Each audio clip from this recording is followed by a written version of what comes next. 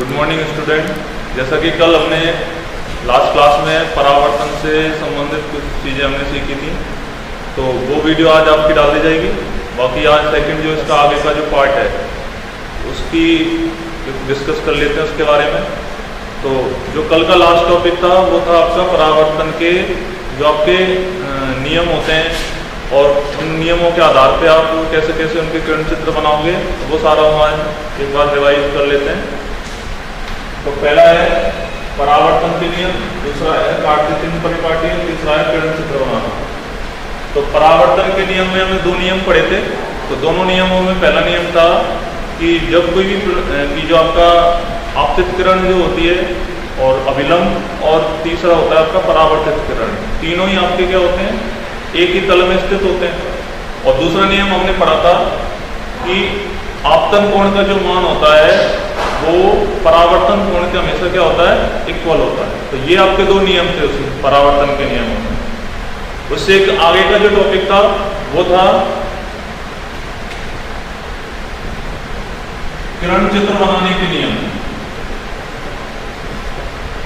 किरण चित्र बनाने के नियम, तो इसके टोटल आपके 4 नियम हैं। पहला नियम कौन सा है? पहला नियम है कि जैसे कोई भी आपका अवतल दर्पण है, या अवतल दर्पण लिया, ये इसका मुख्य अक्ष है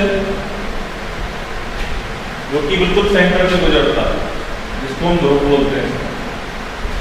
अब जब कोई भी प्रकाश की किरण इस मुख्य अक्ष के पैरेलल इस परावर्तक पृष्ठ पर आपतित होती है, तो ये हमेशा कहां से गुजरेगी? माना सपोज ये इसका क्या है, फोकस पॉइंट है, और ये इसका क्या है, तो ये हमेशा कहां से गुजरती है? फोकस पॉइंट से गुजरती है। तो ये किरण चित्र बनाने का पहला नियम है। दूसरा नियम क्या है? ये आपका अवतल दर्पण हो गया, ये पॉइंट P है, ये मुख्य फोकस बिंदु, और ये हो गया आपका सेंटर ऑफ कर्वेचर यानी कि वक्रता केंद्र। ठीक है। अब इसमें तो क्या था, ये तो आपकी काल्पनिक जो अक्ष को हम क्या बोलते हैं, मुख्य अक्ष, प्रिंसिपल एक्सिस। इस प्रिंसिपल एक्सिस से मुख्य अक्ष के पैरेलल अगर कोई भी एक प्रकाश की किरण इस परावर्तक पृष्ठ पर आपतित होती है, तो वो हमेशा कहां से गुजरेगी? फोकस बिंदु से, F से। अब इसमें क्या है कि अगर कोई भी प्रकाश की किरण मुख्य फोकस बिंदु से इस पर आपतित होती है परावर्तक पृष्ठ पर, तो परावर्तन के पश्चात वो क्या हो जाएगा? परावर्तन के पश्चात ये किरण क्या हो जाती है, इसके मुख्य अक्ष के समांतर हो जाती है। तो ये जस्ट एक दूसरे के अपोजिट है। ठीक है ना। तो पहला नियम तो ये, दूसरा नियम ये। तो इनमें ये एरो लगाना यहाँ पे कंपलसरी है, जिससे हमें ये पता चले कि डायरेक्शन कौन सी कहाँ कैसे जा रही है। ठीक है ना। अगर आप एरो नहीं लगाओगे तो हमें नहीं पता चलता है कि कौन सी किरण आपतित हो रही है, कौन सी परावर्तित हो रही है। ठीक है। तो ये पहला नियम, ये दूसरा नियम। इसी सीरीज में तीसरा जो नियम है, तीसरा नियम है ये आपका अवतल दर्पण हो गया, ये मुख्य अक्ष हो गया, ये फोकस पॉइंट, और ये हो गया आपका सेंटर ऑफ कर्वेचर यानी कि वक्रता केंद्र। अब कोई भी प्रकाश की किरण है अगर वक्रता केंद्र से ही परावर्तक पृष्ठ पर आपतित होती है, तो वो अपने सीधे उसी मार्ग पर वापस से क्या हो जाएगी? परावर्तित हो जाती है। तो ये इसका एक तीसरा नियम। ठीक है। यानी कि अगर प्रकाश ऑब्जेक्ट से प्रकाश की किरण इस सी से होते हुए उस पर आपतित होगी, यानी ये डायरेक्शन का आपतित को व्यक्त कर रहा है, ये वाला। ठीक है। और जैसे इससे टकराएगी तो ये अपनी जिस मार्ग से किरण आती है उसी मार्ग पे क्या हो जाती है, वापस से परावर्तित हो जाती है। ये इसका क्या हो गया? तीसरा नियम हो गया। फोर्थ नियम यानी चौथा नियम क्या है? चौथा नियम है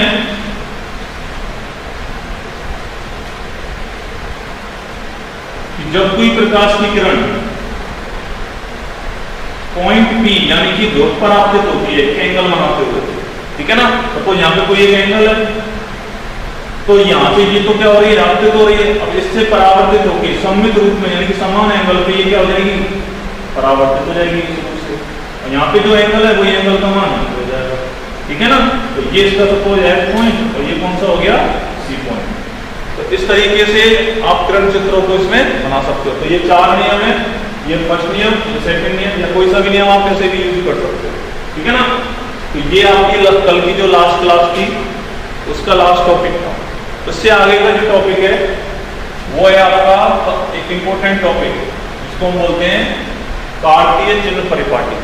कार्तीय चिन्ह परिपाटी का यूज क्या होता है, कार्तीय चिन्ह परिपाटी का यूज होता है कि जितनी भी हमें फोकस यानी कि दूरियां लेनी होती हैं, कि यानी कि अवतल दर्पण के पी पॉइंट्स यानी कि ध्रुव से सारी दूरियां नापी जाती हैं कि ध्रुव से ऑब्जेक्ट कितनी दूरी पे है, ठीक है, कितनी हाइट पे रखा हुआ है, उसका प्रतिबिंब कितनी दूरी पे बना हुआ है। तो ये सारी दूरियों को मेजरमेंट करने के लिए यानी कि मापने के लिए एक चिन्ह परिपाटी का यूज किया जाता है, जिसको हम क्या बोलते हैं, कार्तीय चिन्ह परिपाटी बोलते हैं, ठीक है।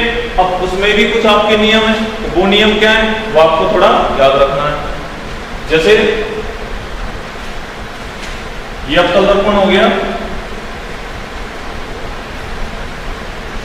ये इसका मुख्य अक्ष है, काल्पनिक अक्ष क्या हो गया, ये मुख्य अक्ष हो गया। ये इसका कौन सा पॉइंट हो गया, ध्रुव यानी कि P, इसको हम क्या बोलेंगे, ध्रुव, ठीक है।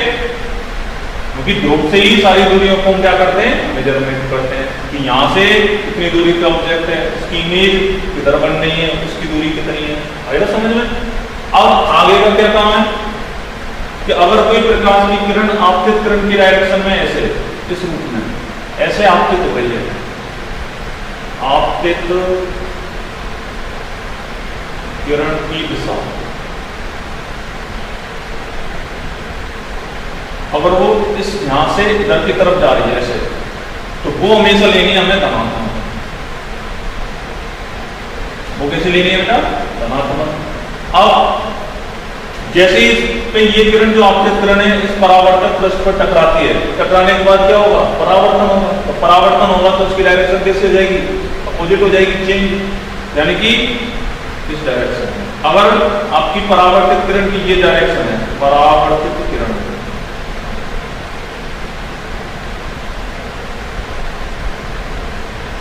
की दिशा, तो टकराने के बाद जो भी दिशा लेनी है वो हमें किस लेनी है, ऋणात्मक लेनी है। तो पहला नियम ये हो गया धनात्मक वाला, दूसरा नियम क्या हो गया, ऋणात्मक वाला।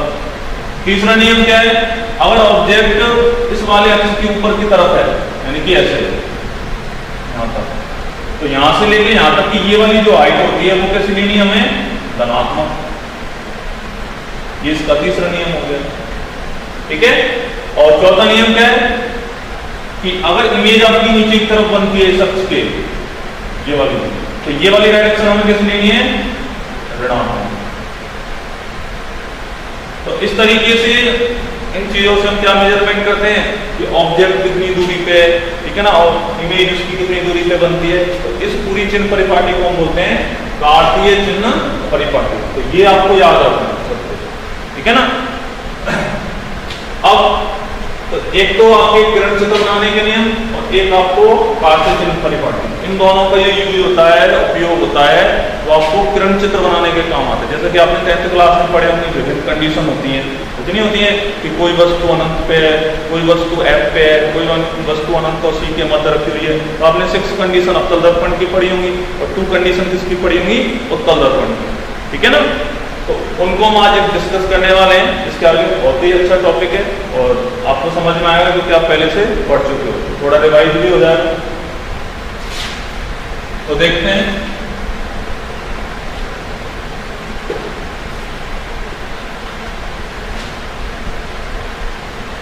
तो इसमें सबसे पहली फर्स्ट जो स्थिति है, फर्स्ट पोजीशन,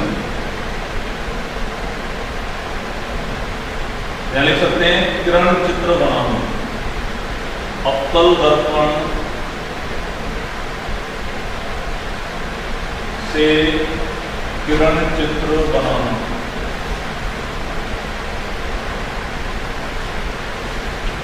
ठीक है। तो पहली पोजीशन क्या माने कि सपोज ये आपका एक अवतल दर्पण है,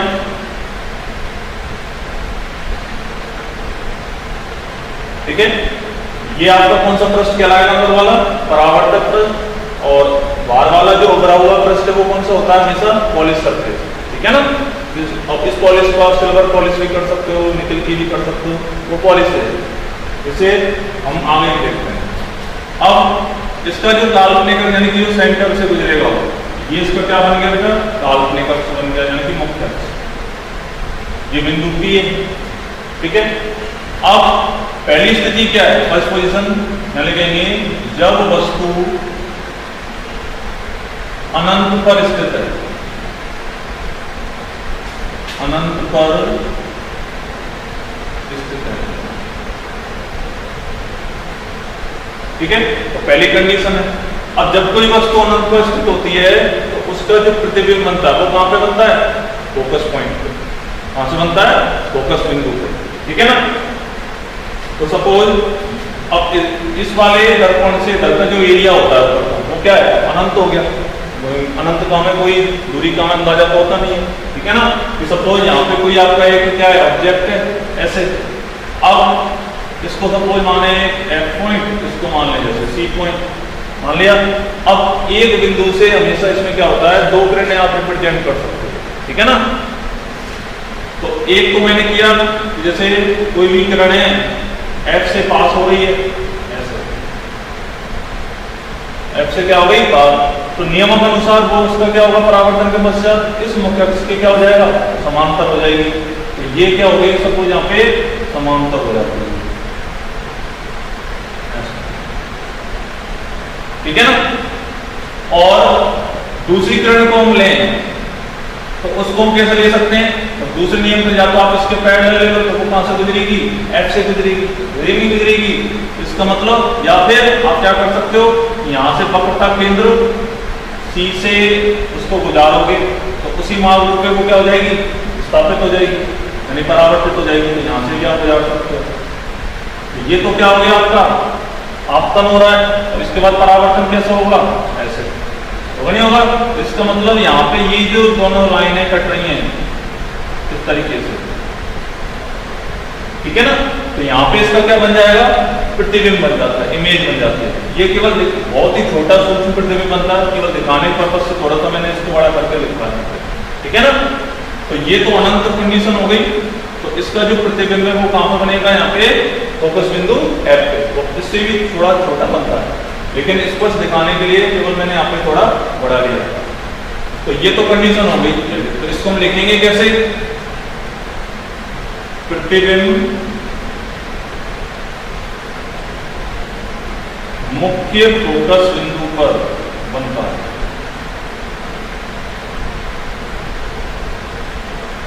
F पर बनता है, ठीक है। जो इसके निष्कर्ष उनके बारे में, तो पहला निष्कर्ष तो ये हो गया रिजल्ट। दूसरा क्या होगा, यहां से किरण जब इस पे आपतित होती है तो इसका कटान बिंदु कहां है, उनके फोकस बिंदु पे। तो जब भी आपकी इमेज इस दर्पण के इस परावर्तक पृष्ठ की तरफ बनती है, प्रतिबिंब बनता है, तो वो प्रतिबिंब हमेशा कैसा होता है, वास्तविक होता है। कैसा होता है, वास्तविक, यानी कि रियल। और उल्टा, क्योंकि इमेज आपके ऊपर है, ये इस अक्ष के कहां बन रही है, वो सॉरी ऑब्जेक्ट ऊपर है, तो इमेज कहां बन रही है, नीचे बन रही है। तो दूसरा निष्कर्ष हम क्या लिखेंगे, प्रतिबिंब वास्तविक उल्टा एवं सूक्ष्म बनता है, छोटा बनता है।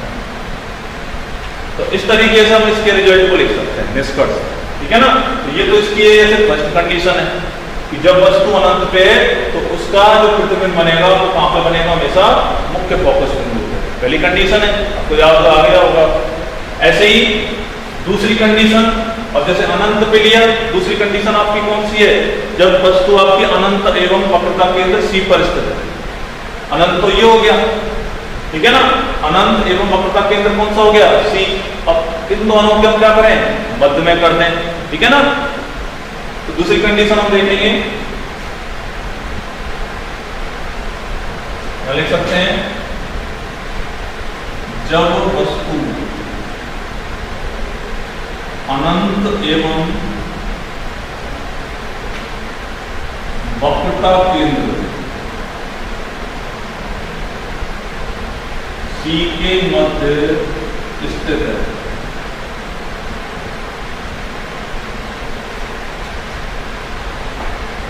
ठीक है, अब सेम वही प्रक्रिया हम अपनाएंगे यहाँ पे नियमों के आधार पे। सबसे पहले अवतल दर्पण बनाएंगे।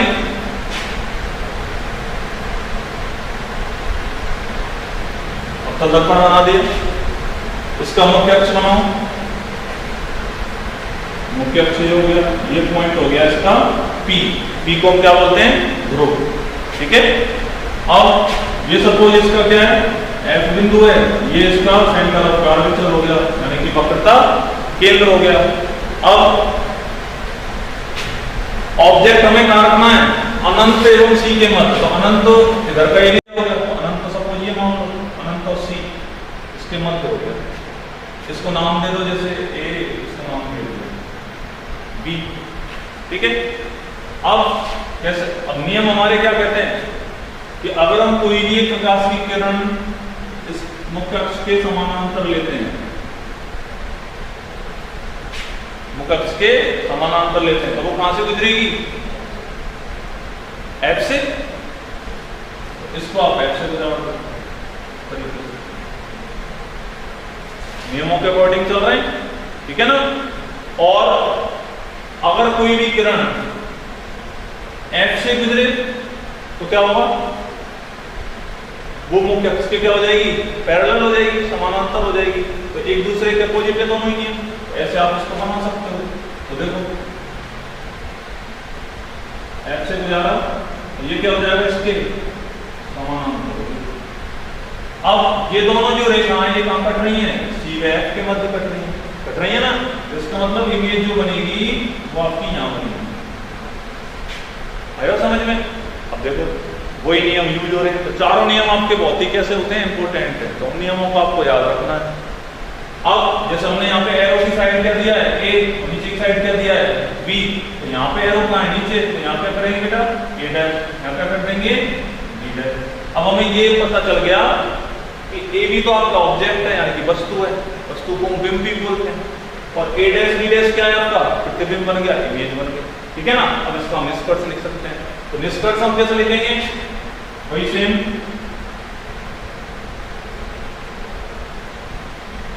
तो पहला है प्रतिबिंब कहां बना है, C व F के मध्य। यहां लिखेंगे C यानी कि वक्रता केंद्र, व F यानी कि फोकस बिंदु के मध्य बनता है।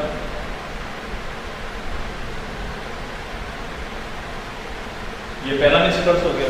दूसरा निष्कर्ष कैसे लिखेंगे, प्रतिबिंब कैसा है इसमें, उल्टा। वस्तु ऐसे रखी है, एरो की साइड देखो कहां है, ऊपर है, और इस अक्ष के कहां है, ये नीचे। इसका मतलब दूसरा निष्कर्ष क्या हुआ, प्रतिबिंब वास्तविक एवं उल्टा और वस्तु से छोटा बनता है, छोटा बनता है। ये इसका निष्कर्ष हो गया। तो पहली कंडीशन ये, दूसरी कंडीशन ये। तो दूसरी कंडीशन क्या थी कि जब वस्तु अनंत और C के मध्य होती है, तो अनंत C के इधर का पार्ट हो गया पूरा, ठीक है ना। तो अनंत और C के मध्य में हमने वस्तु को रख दिया। वस्तु क्या है हमारी, AB। अब एक बिंदु से हमने क्या ली, दो रेखाएं ली, दो किरणें ली, ठीक है ना। अब एक तो हमने क्या किया, इस मुख्य अक्ष के समानांतर। तो मुख्य अक्ष के समानांतर तो ये हो गई। अब ये कौन सा पृष्ठ है आपका, परावर्तक पृष्ठ। ये इस पे आपतित हुई। अब नियमों के अनुसार क्या होगा, ये वाली जो किरण है इससे परावर्तित होकर कहां से गुजरेगी, F से, क्योंकि फोकस बिंदु से गुजरेगी। दूसरा, दूसरी किरण अगर हम F से पास करते हैं, गुजारते हैं, जब ये यहाँ से परावर्तित होगी परावर्तक प्लस से, तो क्या हो जाएगा, इसके समानांतर, मतलब इसके समान, ये दोनों किरणें एक दूसरे के कैसी हैं, समानांतर ही तो हैं। तो इसका मतलब अब ये दोनों किरणें जहाँ पे भी कट रही हैं वहीं इसकी क्या बन जाएगी, इमेज बन जाएगी। ठीक है, तो इस तरीके से हम इसकी एक किरण चित्र को निरूपित कर सकते हैं। अब ए बी तो यहाँ पे क्या हो गया, वस्तु हो गई, और ए डैश बी डैश क्या बन गई, आपकी इमेज बन गई। अब वस्तु तो आपकी ऐसे रखी हुई है और ये आपका ऐसे बना हुआ है उल्टा, एरो की डायरेक्शन से हम पता कर सकते हैं। तो यहाँ पे हम लिखेंगे कि प्रतिबिंब वास्तविक, उल्टा एवं छोटा बना। ठीक है ना, तो ये इसकी क्या हो गई, सेकंड कंडीशन हो गई। ऐसे ही थर्ड कंडीशन में क्या है,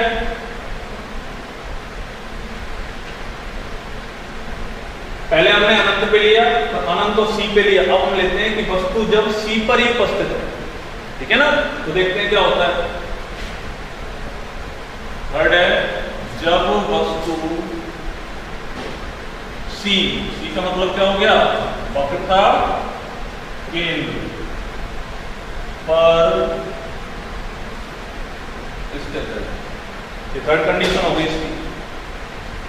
तो सेम प्रोसेस, सबसे पहले अवतल दर्पण बनाओगे, ठीक है, मुख्य अक्ष ये हो गया,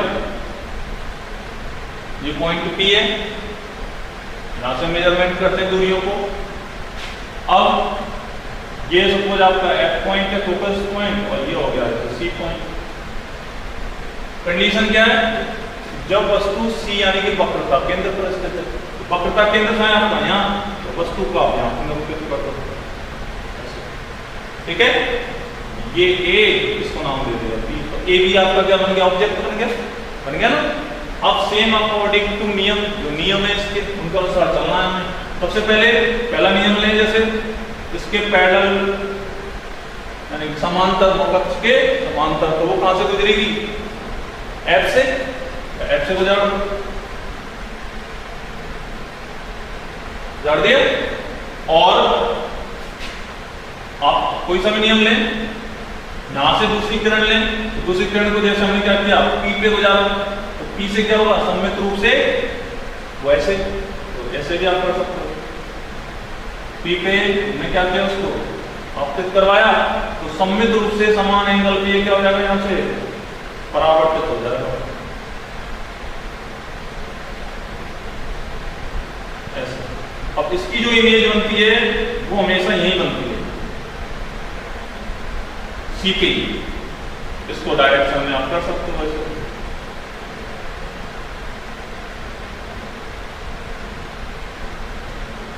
अब इसको नाम दे दो A, तो इसका नाम दिया A डैश, इसका नाम दे दो B डैश। तो इसमें A B तो क्या हो गया, आपकी वस्तु हो गई, A डैश B डैश क्या बन जाएगी, आपकी इमेज बन गई। अब वक्रता केंद्र पर जब हम वस्तु को रखते हैं तो उसका प्रतिबिंब भी कहां बनता है, वक्रता केंद्र पर ही बनता है। ठीक है ना, अब कोशिश करना बनाने की, ठीक है ना, वो अपने आप समझ में आ जाएगा नियम अनुसार। तो यहाँ पे इसका निष्कर्ष क्या होगा,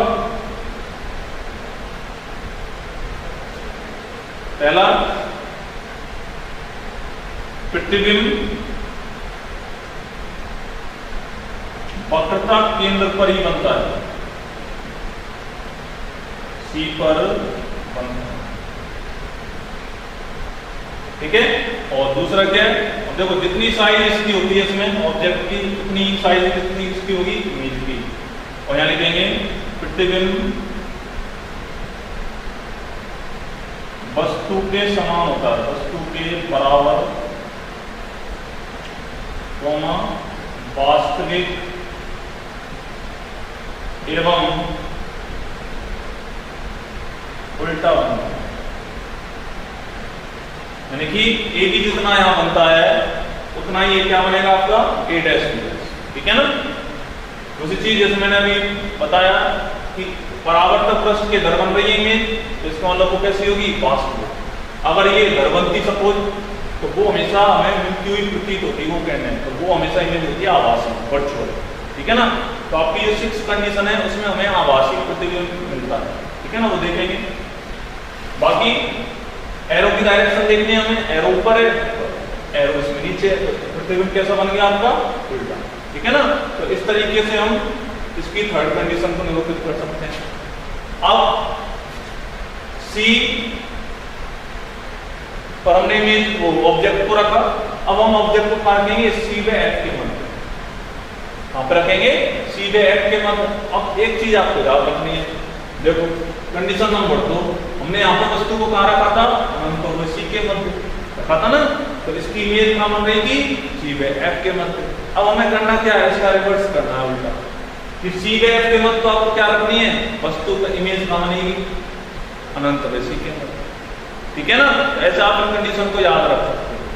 तो वही चीज हम देखते हैं यहाँ पे,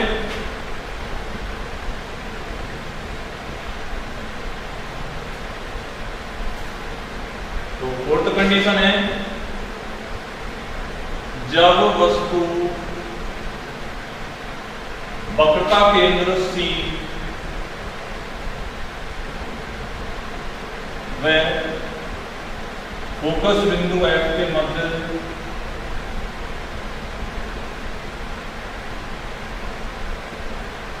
एफ के मध्य स्थित है। ये आपकी कंडीशन हो गई। कैसे बनाएंगे, सबसे पहले अवतल दर्पण बनाया, अवतल दर्पण हो गया, पॉइंट पी आपका ये हो गया, ठीक है, मुख्य फोकस पॉइंट एफ, सी यहां हो गया, ठीक है। अब हमें वस्तु को कहां रखना है, सी व एफ के मध्य रखना है, तो सी और एफ कहां है, ये रहा, ठीक है ना। इसके मध्य को आपको क्या करना है, वस्तु को रख दिया ए, इसका नाम दे दिया बी, ठीक है। तो इसका मतलब क्या है, अब नियम लगाओ इस पे कि अगर कोई भी किरण मुख्य अक्ष के समानांतर इस पर आपतित होती है परावर्तक पृष्ठ पर, तो कहां से गुजरेगी, एफ से गुजरेगी। बन गया नियम, नियम के अनुसार चल रहे हैं। अब अगला हम क्या करें, इसको थोड़ा सा और बड़ा कर दें, डायरेक्शन शो कर दें, ऐसे जा रहे हैं, ठीक है। अब एक एफ से हम गुजारे ऐसे, अब क्या होगा, इसके पैरेलल हो जाएगी मुख्य अक्ष के, मुख्य अक्ष के जब पैरेलल होगी तो ये यहाँ पे, यानी कि यहाँ इसकी इमेज बनेगी ना।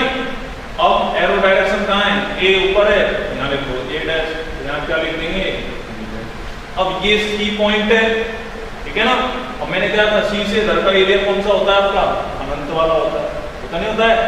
इमेज कहाँ बनी, सी व अनंत के अंदर। तो देखो इसका रिवर्स ही हो गया ना इस वाली कंडीशन का, सेकंड वाली कंडीशन का। तो यहाँ पे हम निष्कर्ष में क्या लिखेंगे, डायरेक्शन लगा दो यहाँ पे इस तरीके से, ठीक है ना। यहाँ लिखेंगे निष्कर्ष। फर्स्ट क्या निष्कर्ष है, प्रतिबिंब सी व अनंत के मध्य बनता है,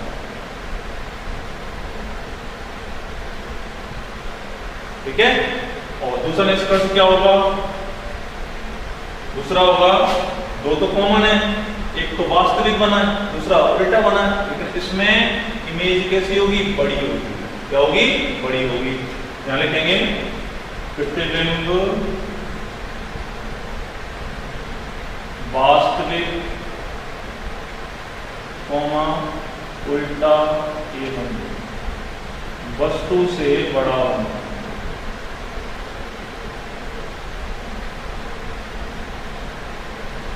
इस तरीके से हम इसको निरूपित कर सकते हैं। तो ये आपकी कौन सी कंडीशन हो गई, फोर्थ कंडीशन। फिफ्थ कंडीशन में क्या है, अब हमने ऑब्जेक्ट को कहां रखा था, सी व एफ के मध्य, इस वाली कंडीशन में। अब हम रखेंगे एफ पर। अब कंडीशन नंबर फर्स्ट पे पहुंच जाओ, हमने ऑब्जेक्ट को अनंत पे रखा तो इमेज कहां बनी, एफ पे। अब एफ पे रख रहे हैं तो इमेज कहां बनेगी, अनंत पे।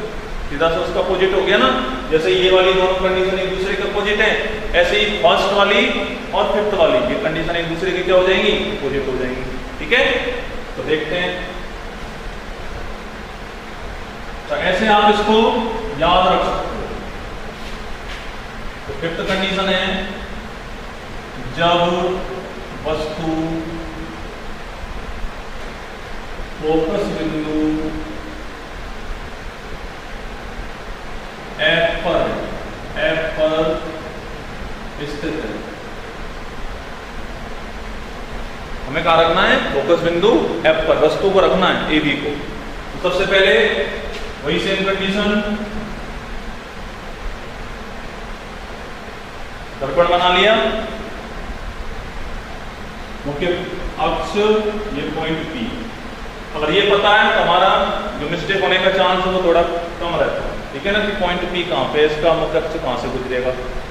अब F तो यहाँ है, C यहाँ, ऑब्जेक्ट हमें कहाँ रखना है, वस्तु कहाँ रखनी है, F पर रख दो यहाँ पे, इसका नाम दे दिया A। नियम पे आ जाओ, इस अक्ष के समांतर आपतित करवाओ, इस पे आपतित हो गई, ठीक है। तो कहां से गुजरेगी ये, फोकस से गुजरेगी, और पैरेलल है तो नियमों के अनुसार तो ये यहां से अपने गुजार देंगे, ठीक है। अब अगला नियम लगाएं कि यहाँ पे अगर ये पॉइंट P पे आपतित होती है तो क्या होगा, सेम एंगल पे नीचे की तरफ आ जाएगी, तो ये अनंत तक जाती है ऐसी किरणें, और हमें नहीं पता कि आगे मिलेंगी नहीं मिलेंगी, कहाँ मिल रही, तो इस वजह से ये यहाँ पे जो इमेज मानी जाती है वो हमेशा कहाँ पे मानी जाएगी, अनंत पे। तो कंडीशन नंबर फर्स्ट का अपोजिट हो गया ना। तो ऐसे आप इसको लिख सकते हो। तो निष्कर्ष कैसे लिखेंगे बेटा, पहला कैसे लिखेंगे बताओ, अरे कोई बता ही नहीं रहा तुम में से, चलो मैं बताता हूँ। पहला नियम, पहला निष्कर्ष है, जैसा मैं यहाँ लिखा, प्रतिबिंब कहाँ बना है, अनंत पे। यहाँ लिखेंगे प्रतिबिंब अनंत पर बनता है।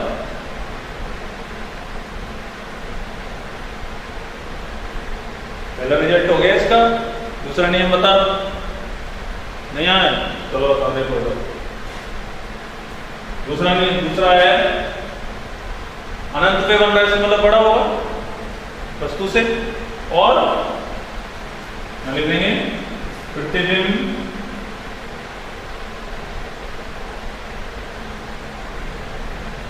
वास्तविक उल्टा व बड़ा होगा, ऐसा हम इसको निरूपित कर सकते हैं। ये इसकी फिफ्थ कंडीशन है, समझ में आई बात। अब सिक्स जो कंडीशन है वो क्या है, हमने यहाँ पे ये मुख्य फोकस पे लिया, अब हम लेंगे वस्तु को F व P के मध्य, सिक्स्थ कंडीशन। अब ये इसकी अपवाद वाली स्थिति है, तो इसमें जो इमेज बनती है वो हमेशा कहाँ बनती है, आभासी स्थिति में, ठीक है ना, यानी कि इस दर्पण के पीछे की ओर आपकी इमेज बन जाती है।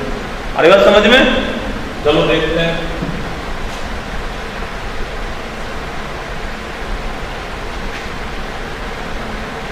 तो छठी कंडीशन, जब वस्तु F यानी कि फोकस बिंदु एवं P ध्रुव के मध्य रखती है,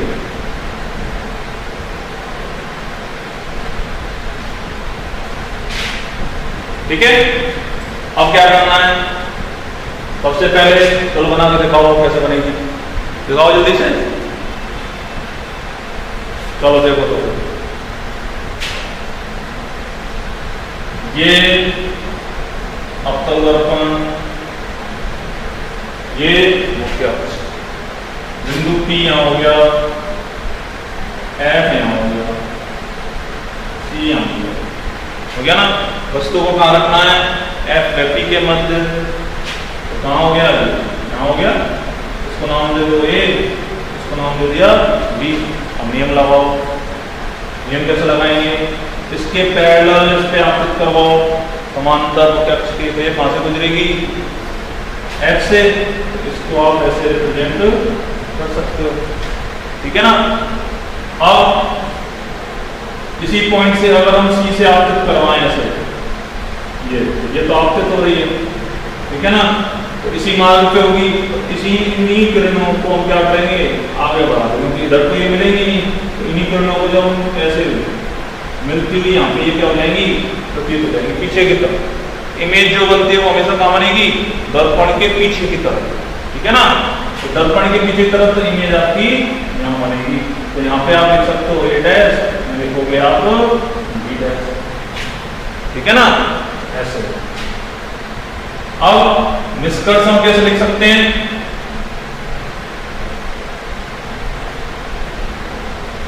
निष्कर्ष फर्स्ट क्या बनेगा बताओ, निष्कर्ष में प्रतिबिंब कैसा बना, वो प्रतिबिंब कहां बना, दर्पण के पीछे, क्या लिखेंगे, प्रतिबिंब दर्पण के पीछे की तरफ बनेगा, यानी कि पॉलिश वाली सरफेस की तरफ, ठीक है। और दूसरा है कैसा बनेगा, अब देखो नीचे की तरफ तो बनेगा, इमेज कहां बन रहा है, ऊपर, इसका मतलब ये रेखाएं जो यानी कि ये जो किरणें हैं ये हमेशा मिलती हुई प्रतीत होती है, और जहां पे भी मिलती हुई प्रतीत आ गई इसका मतलब वहां पे कैसा इमेज बनेगा, आभासी, यानी कि वर्चुअल इमेज, केवल हमें आभास हो रहा है कि हाँ वो मिलेंगी जाके, ठीक है ना। तो यहाँ लिखेंगे प्रतिबिंब वस्तु से बड़ा, आभासी एवं सीधा बनता।